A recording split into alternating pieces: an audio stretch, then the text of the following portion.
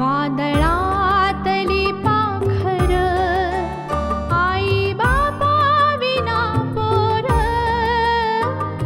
अशा या निराधारांना देई छाया बहीण तिथोर जन्मभरी त्याग केला तिने स्वतःच्या सुखाचा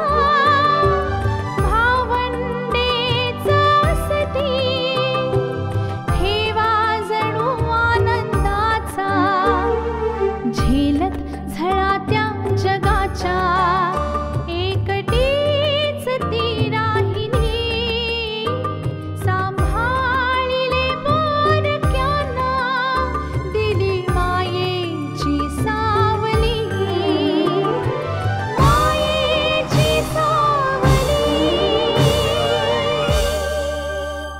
गिरीशला सांगा थँक्स म्हणून खूप मदत केली त्यांनी. म्हणजे डॉक्टरांना फोन करणं, हॉस्पिटलमध्ये घेऊन जाणं आणि रात्रभर आमच्याबरोबर जागाच होता तो. अहो खिळा काय आणि सळई काय ही टायर मध्ये कुठूनही घुसू शकते. आणि हे छिद्र असं आर पार जाऊ शकतं. अगं काल रात्री ना गिरीश साहेबाने सुरेखाला दवाखान्यात भरती केलं. त्यावेळी काय चाळे केले बघवत नव्हते. हा तिला उचलून काय नेलं, हात काय हातात धरून नेला. अगं एवढंच नाही तर तिच्या कपाळाचं बाई ग बाई ते किस का फीस म्हणतात ना ते पण घेतलं. आणि नर्सने विचारलं सुद्धा की तुमची बायको का म्हणून. लाज लज्जा सोडली बघ. कोण बोलताय तुम्ही?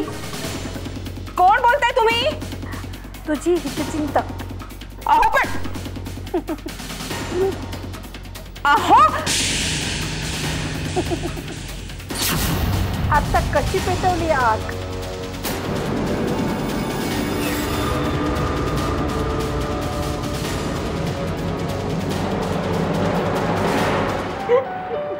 मैं कम इन.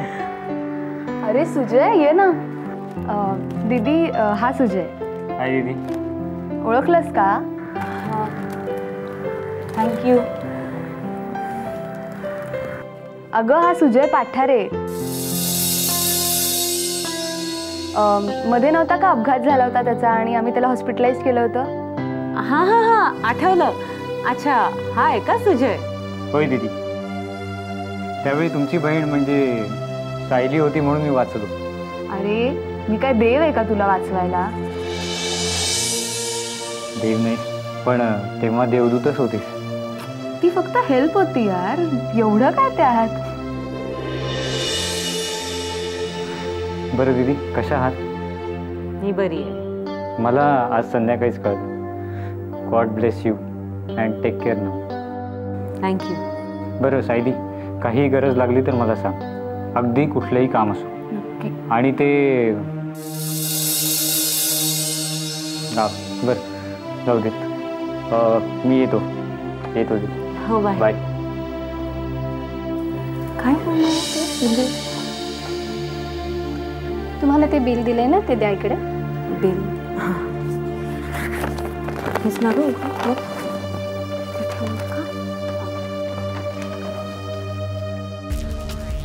अहो हे काय करताय तुम्ही?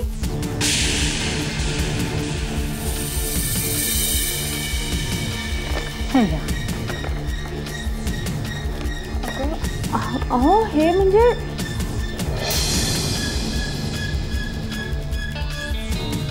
अमाऊंट कमी का? पण डॉक्टरांनीच करायला सांगितलंय. पण का? उद्या तुम्हाला डिस्चार्ज मिळेल तेव्हा डॉक्टरांची गाडी तुम्हाला घरी सोडायला येईल. ड्रायव्हरला तसं सांगितलंय. अहो कशाला, जाऊ की आम्ही. तसं नाही मी सुरेखा,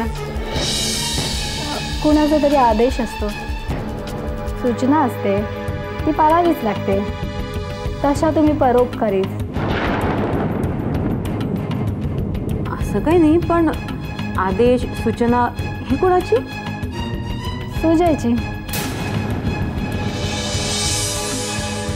सुजयची? हो सुजयची. म्हणजे तो डॉक्टरांचा पुतण्या आहे. हो खरंच सायली, म्हणजे देव कसल्या कसल्या रूपात भेटतो ना ग.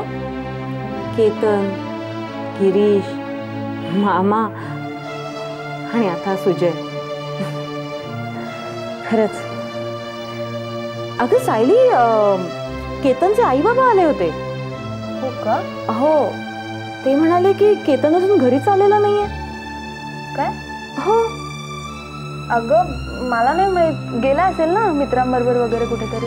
मग एक काम कर, त्याला कॉल कर आणि बघ आणि सांग त्याला की आई बाबा काळजी करतात त्याची. हा हो.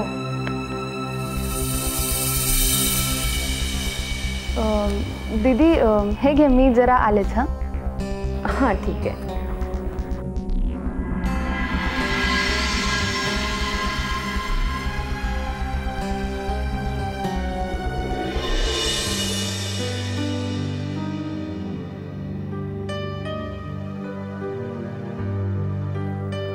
हां बोल ग. हां केतन, काय म्हणतेस? दीदी कशी आहे? शी इज ओके. अरे उद्या डिस्चार्ज पण मिळतो तिला. पण काय रे, तू कुठे आहेस? मी ना, हां मी जरा कामात आहे. तुझे आई बाबा आले होते दीदीला भेटायला. तू घरी गेला नाही आहेस म्हणे. हां मी बोललो आईशी, तिला सांगितलं मी वाट बघू नकोस म्हणून. वाट बघू नका? पण का? हां ते सांगतो काय, मी जरा महत्त्वाच्या कामात बिझी आहे, घरी जायला वेळ लागेल म्हणून. पण अशा कोणत्या कामात गुंतलायस तू? सुरेखाला गोळी तर होय. गोळी नव्हे.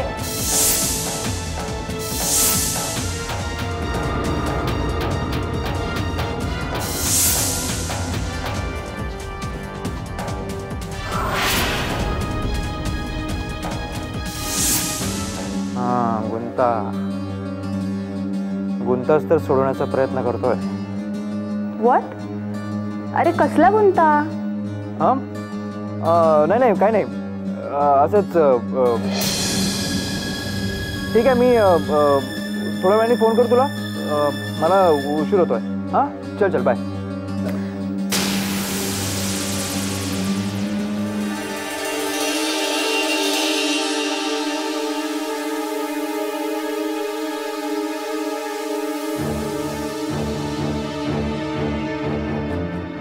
शारदा, मला तुझ्याशी थोडंसं बोलायचं आहे.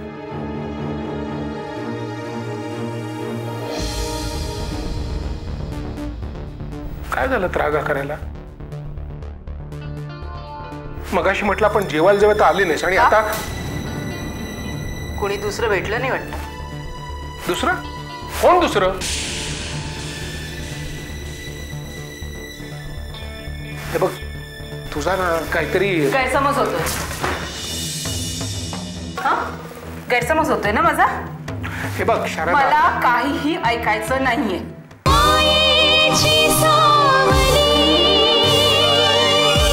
मगाशी म्हटलं आपण जेवायला जेव्हा तर आली नाहीस आणि आता कोणी दुसरं भेटलं नाही वाटतं. दुसरं? कोण दुसरं?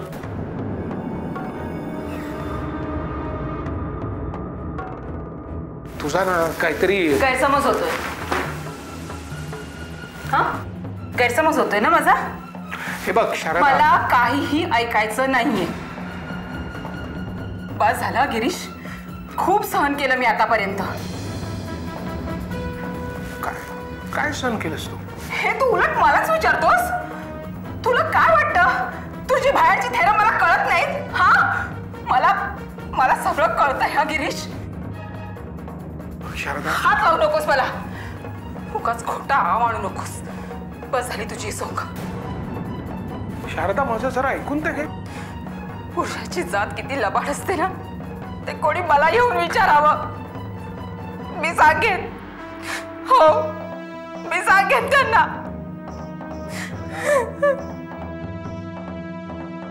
हे बघ शारदा, का फसवलंस मला गिरीश? शारदा तू ऐक तर माझं. अशा याचना करण्याशिवाय तुझ्याकडे आता उरलंय तरी काय? हे बघ शारदा, अगं तुला वाटतो ना तेवढा, मला वाटतं तेवढा तू बाहेर गुंतलेला नाहीयेस, हो ना? शारदा अगं काय सांगू मी? काय म्हणजे? मी खोटं बोलतेय?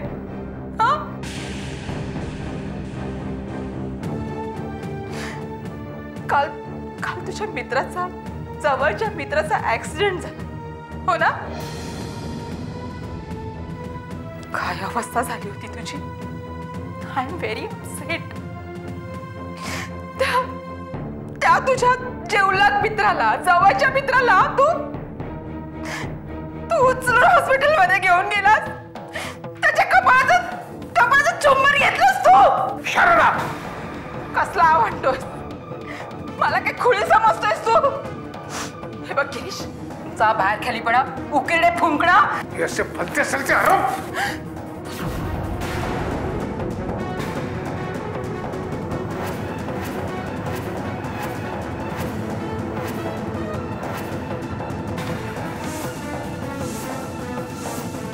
मार ना, मार, मार ना.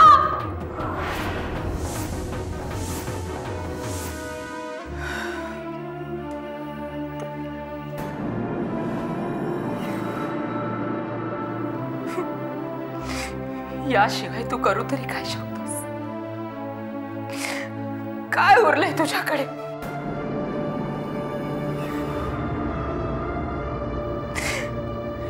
एवढंच शिल्लक होत.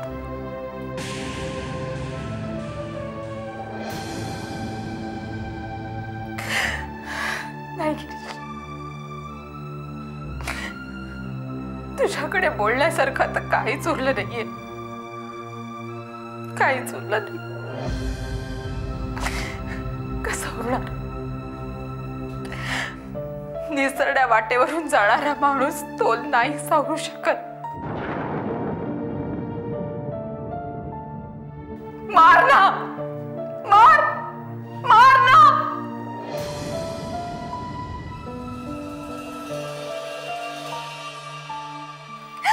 प्रसिद्ध लेखक, समाजाला प्रबोधनाचे धडे शिकवणार तू, मार्गदर्शक. मार ना, मार, मार. हे बघ शारदा,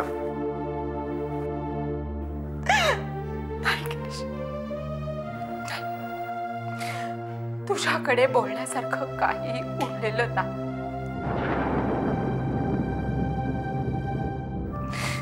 कसं उरणार? जो माणूस निसरड्या वाटेवरून जातो ना, तो स्वतःचा तोल नाही सावरू शकत.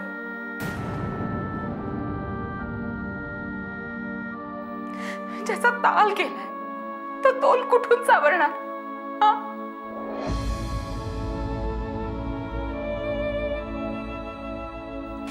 जो माणूस इतरांचं जगणं हिरावून घेतो ना, तो स्वतः भग्न असतो.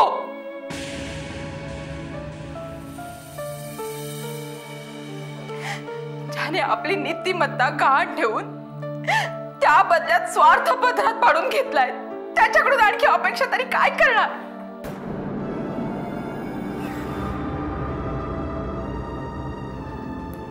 सुगरण पक्षाला जग मोठा, सगळ्यात श्रेष्ठ कलावंत मानतो. त्याच्या कलाकृतीचे, कलाकुसरीचे धडे पाठ्यक्रमात शिकवले जातात.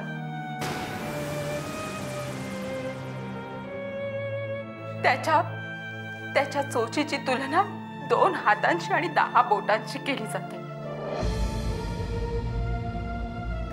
पण तो सुगरण पक्षी किती कावेबाज असतो, धूर्त असतो, हे किती जणांना माहित आहे? हे बिलंदर नर त्यांच्या हंगामात अनेक ठिकाणी खोपे विणून एकाच वेळेस 2 ठिकाणी खरटाव करतात हे कोण जाणून घेतं?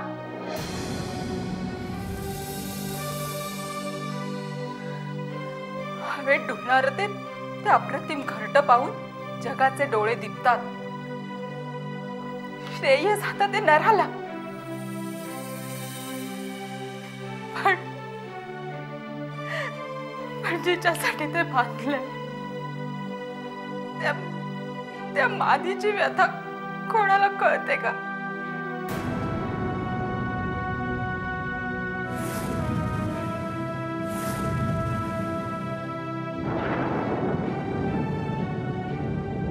मी तुझ्यावरती हात उगारायला नको होता.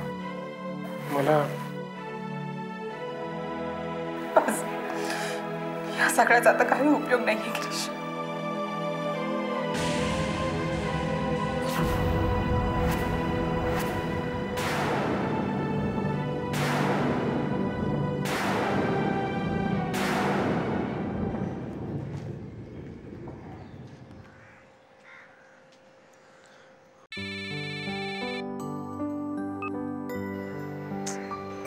कट का करते?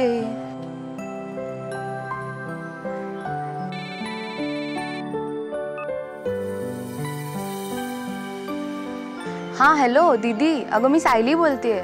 फोन का नाही उचलत आहेस तू? हॅलो, अगं बोलत का नाही आहेस तू?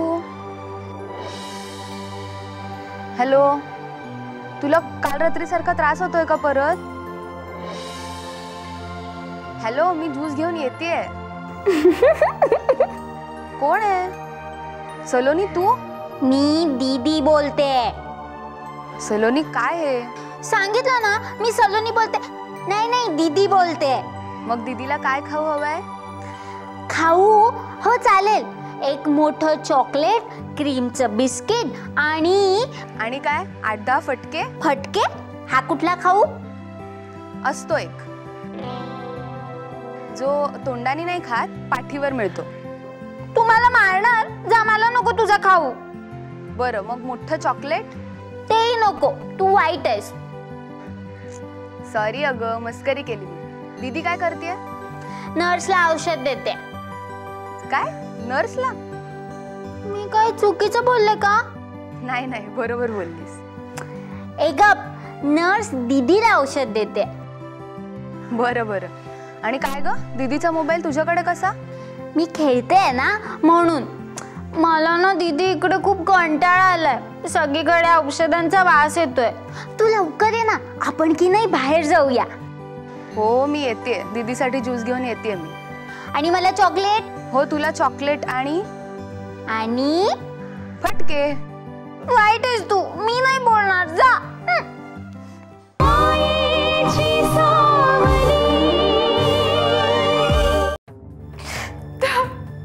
त्या तुझ्या जेवलात मित्राला, जवळच्या मित्राला तू उचलून हॉस्पिटल मध्ये घेऊन गेलास. त्याच्या कपाळाचं चुंबन घेतलंस तू.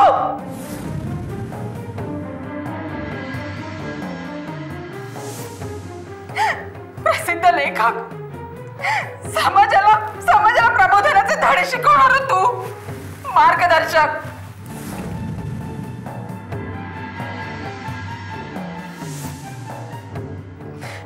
जो माणूस निसरड्या वाटेवरून जातो ना, तो स्वतःचा तोल नाही सावरू शकत.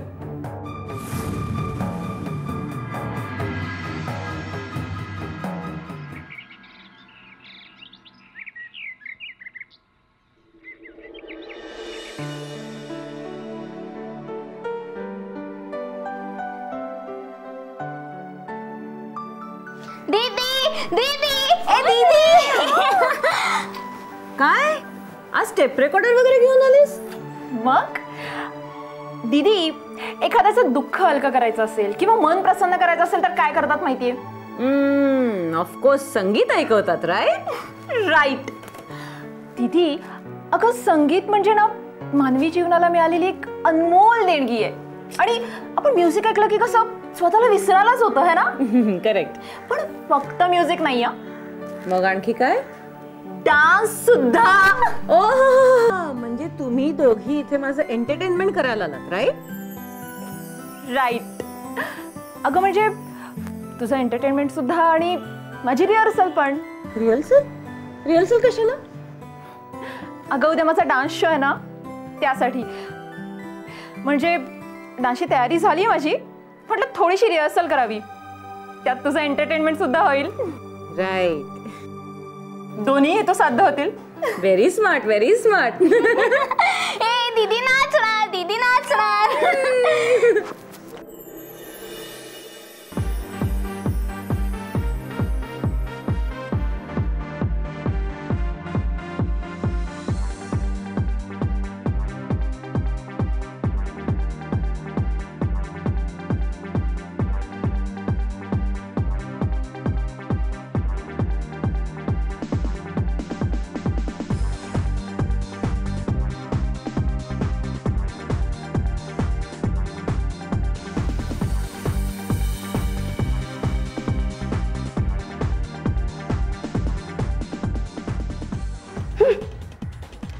नाच गाणं चाललंय वाटतं.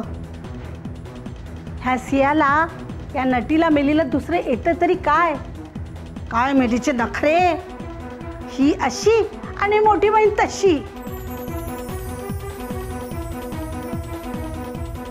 अरे देवा देवा देवा देवा, ह्या सुरेखाने ना तिला फार लाडावून ठेवलंय. लाडाव लाडाव.